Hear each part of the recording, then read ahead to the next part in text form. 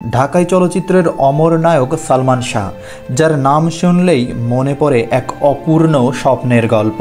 1996 সালের 6 ডিসেম্বর হঠাৎ তার মৃত্যু পুরো জাতিকে স্তব্ধ করে দিয়েছিল। দীর্ঘদিন যেটিকে আত্মহত্যা বলা হয়েছিল তা আজ মামলার রূপ নিয়েছে এবং গুরুতর হত্যা মামলা।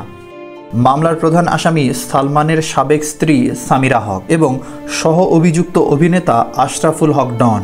সম্প্রতি এই মামলার সব আসামিকে দেশ ত্যাগে নিষেধাজ্ঞা জারি করা হয়েছে। হিলি সীমান্তে বাড়ানো হয়েছে সতর্কতা যেন কেউ পালাতে না পারে। সোশ্যাল মিডিয়ায় ভাইরাল হয়েছে শাহরিয়ার নাজিম জয়ের শো সেন্স অফ হিউমার এর একটি পুরনো সাক্ষাৎকার, যেখানে ডনকে সরাসরি প্রশ্ন করা হয় সালমান ভাইয়ের আত্মহত্যার কারণকে। উত্তরে ডন বলেন সালমান মেন্টালি আপসেট ছিল, এটি ফ্যামিলিগত ব্যাপার।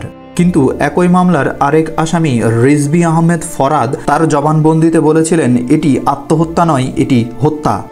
ডনের দাবি সেই দিন তিনি ছিলেন বগুড়ায়, নদীর ঘাটে বন্ধুদের সঙ্গে আড্ডা দিচ্ছিলেন এবং তখনই শুনতে পান সালমান মারা গিয়েছে। আজও এই মৃত্যুর রহস্য অমীমাংসিত। বাংলাদেশের সবচেয়ে জনপ্রিয় নায়ক সালমান শাহ, তিনি কি সত্যিই আত্মহত্যা করেছিলেন নাকি কেউ নিভিয়ে দিয়েছিল তার জীবনের আলো?